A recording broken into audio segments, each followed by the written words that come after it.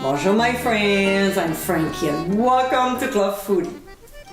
Wow, it's already been 6 months since I shared my enchilada sauce with you.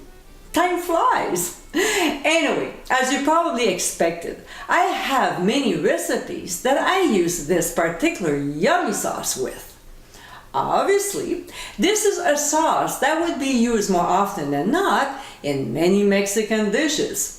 Having said that, here's one of my recipes that this sauce goes so well with.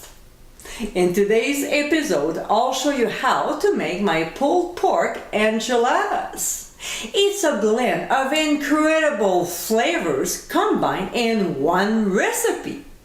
There's my fabulous slow cooker barbecue pulled pork recipe, along with my enchilada sauce, plus the addition of more delicious ingredients.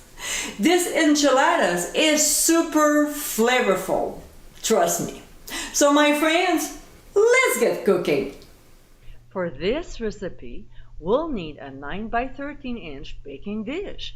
And what we'll do is to spread a fine coat of enchilada sauce on the bottom. You can buy it at the store, but I highly suggest you make it homemade. So, to get this tasty sauce recipe, you know what to do. Click on the top right corner of your screen. We'll also prep the cheese, so we'll combine pepper jack with extra old cheddar cheese and simply stir until the cheeses are well combined. By the way, you don't have to use 2 different kinds of cheese. Stick to one if you want, but I prefer the blend of these 2 together. Next, in a skillet over medium-high heat, we'll pour some oil. And when it gets hot but not smoking, we'll add our pulled pork. We'll saute the meat to warm it up for a couple minutes. Make sure you keep tossing it, that's all. Now, this pulled pork is from my slow cooker barbecue pulled pork recipe. And I gotta tell you, this adds serious flavor to it. Just like earlier, to get this recipe, click on the link on the top right corner of your screen. When it's warm enough, we'll remove from the heat and transfer the pulled pork to a big bowl. To this, we'll add corn kernels, red kidney beans, and half a cup of the blended cheese. We'll stir the ingredients until well combined.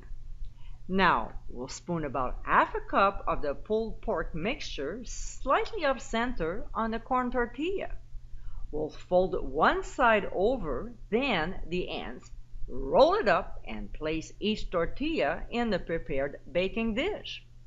We'll ladle the remaining enchilada sauce over the tortillas and transfer the dish into a 350-degree preheated oven. We'll bake it at first for 10 minutes.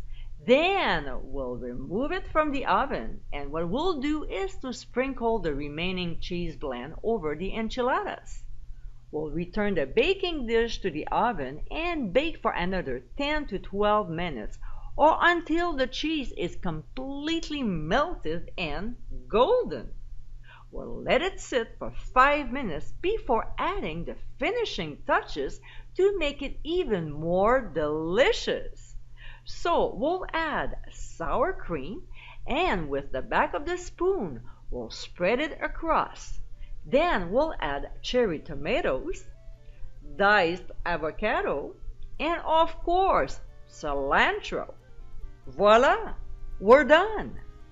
And my friends, this is our pulled pork enchiladas.